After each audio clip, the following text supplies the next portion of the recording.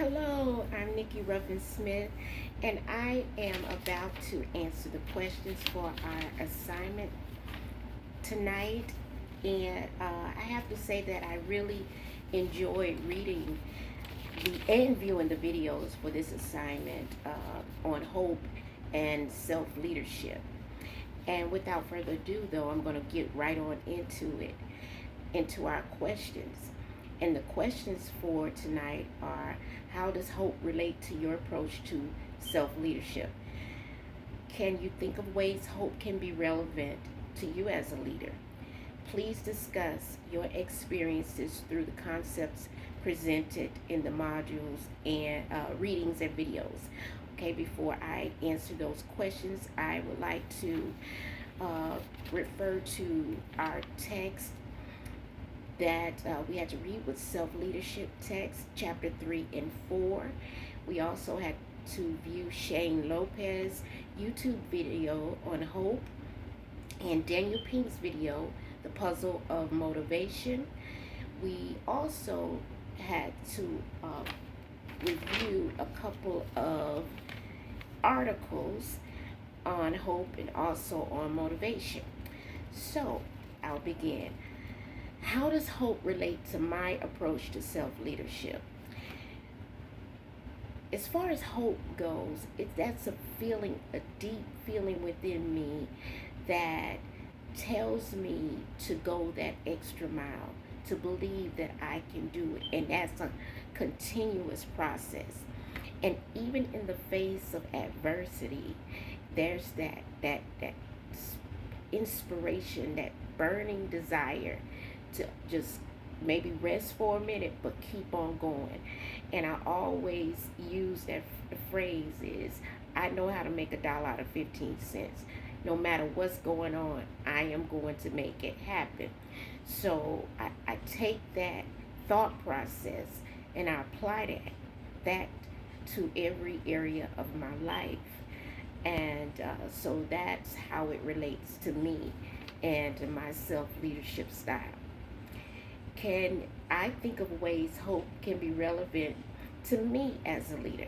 Most definitely. There are people that come from every area, every walk of life. And as a military veteran, I've been a leader of all types of people, young and old. And sometimes there are people who can motivate themselves, who can just make it off of the hope within themselves, that burning oomph that I said I have. They can make it without someone pushing them along the way. But then most people at some point in time will need someone to help them with that inner talk, that inner dialogue, that inner hope, that inner desire to keep going.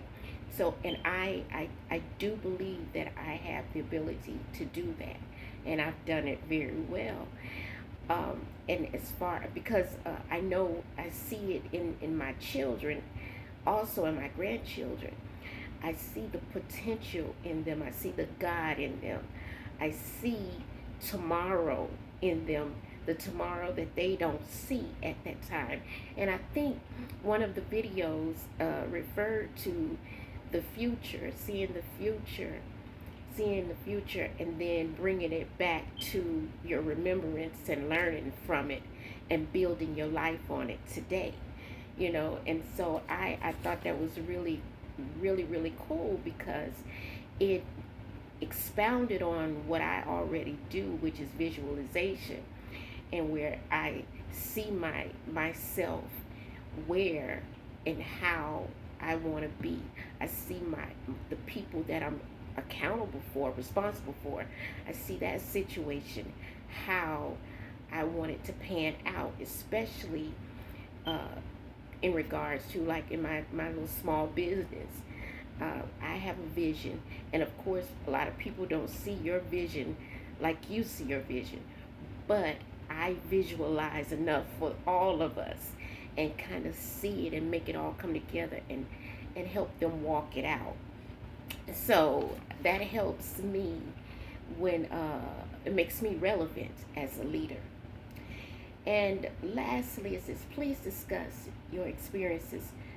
Please discuss my experiences through the concepts presented in the modules and readings and videos. Okay, I think I kind of hit on that, but I will go a little bit further. I wanted to speak about my military career because that's the longest, I call it a marriage. That's the longest marriage I've ever had in my life.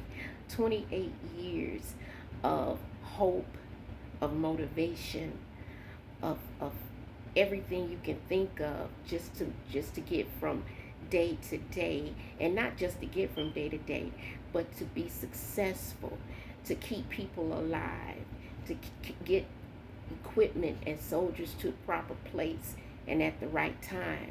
Those were the things that were that I was responsible for as a leader, and as that person, I had to have a vision, and I had to have hope in my vision, hope in my abilities, hope in my soldiers' abilities, and see the tomorrow, and already prepare for that in my mind, shape that into a reality.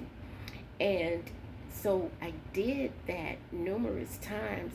Numerous times I saw myself at this point, while I was still in the Army, I saw myself retired and going to school, getting my PhD, and being able to